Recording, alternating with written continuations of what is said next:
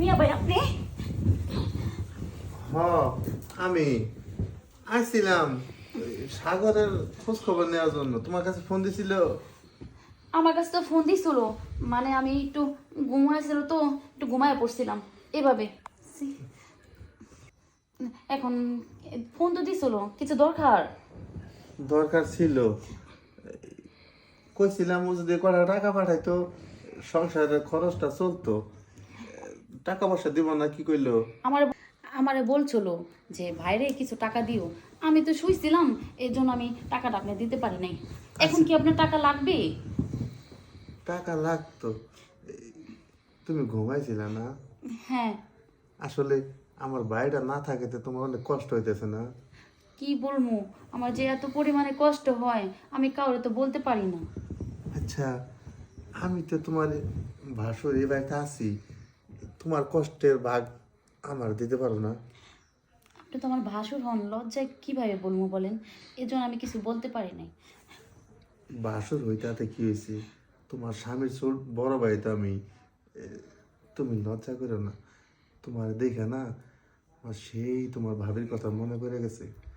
একটা কথা বলবো কি ভাই, শোনেন, আপনি ভাই তো বাইরে থাকে, তো মনে করেন আমার আপনাদের দেখেও প্রথম প্রথম একটু মনে হয়েছিল যে আমি ভাইরে যদি আমি এই কষ্টের কথাটা শেয়ার করি বা বলি, ভাইকে রাজি হইব।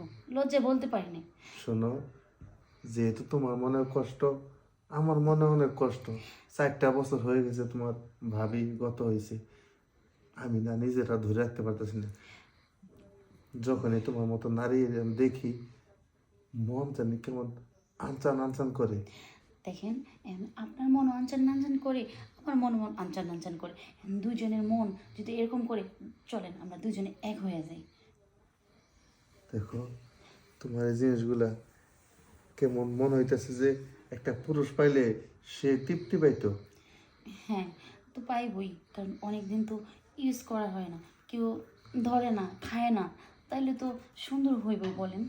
তোমার এই জিনিসগুলো ধরার জন্য আমার একটা অনুমতি দিবা? হ্যাঁ, ধরেন, সমস্যা নাই। জীবনটা ধন্য আসলে। তোমার মতো বউ থুয়ে কেমনে যে পাগলায় বিদেশ থাকতেছে। এটা তো আপনি বুঝতেছেন আমার দুঃখটা, আপনার ভাই তো বুঝে না। যাই হোক, আপনার বাইরে এখন আর লাগবে না, এখন তো সরম লজ্জা দুইজনেই খাই ফেলেছি, এখন দুইজনেই একসাথে হয়ে যাবো। দেখো, আমার ভাই সারা জীবন বিদেশ থাকুক আর তুমি সারা জীবন এই বাড়িতে থাকো।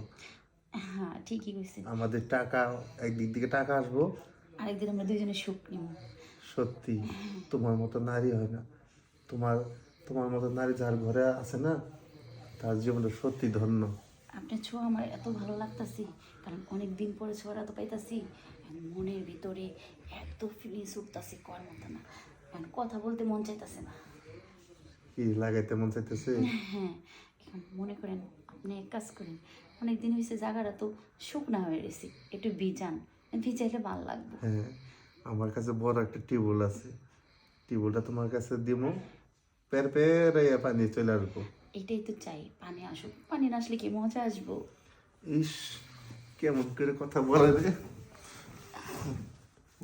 ভাই বউ। হুম। ও ভাই বউ, তোমার সব কিছু আজকে আমি খাইয়ে দেবো।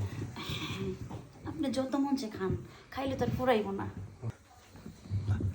হয়েছে, শোনো, আমার জীবনে আর কোনো অভাব নাই। যা অভাব ছিল সব শেষ হয়ে গেছে। সত্যি, এখন থেকে তোমার যখন যা লাগবো সব তুমি আমার বন্ধু বন্ধু করে কইবা। হ্যাঁ, ঠিক আছে। আজকে থেকে তুমি মিয়া ভাই বলবো না, আচ্ছা। মানুষের সামনে মিয়া ভাই, হুম।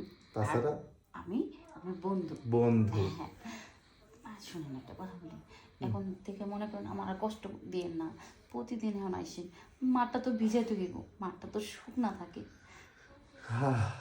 এখন থেকে সব সময় তোমার ওই ছোট জায়গায় আমি পানি দিব। হ্যাঁ, কারণ বেশি দিন না করলে জায়গাটা মনে করেন টাইট হয়ে থাকে, তখন দিতে গেলে ব্যথা লাগে। ঠিক আছে।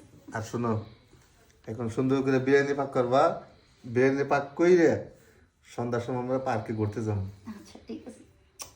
ঠিক আছে? আচ্ছা, আচ্ছা এখন তাহলে আমি ফ্রেশ হয়ে আসি, ফ্রেশ হয়ে আবার রাতে আবার খেলা হবে। আচ্ছা, যাও। আচ্ছা। কি বুঝলেন? আহ 4টা বছর ধরে অনাহারে ছিলাম, আজকে এই শান্তিটা পাইলাম। সাথে থাকেন, প্রতিনিয়ত এরকম শান্তি আমি দিমু আর নিজেও নিমু।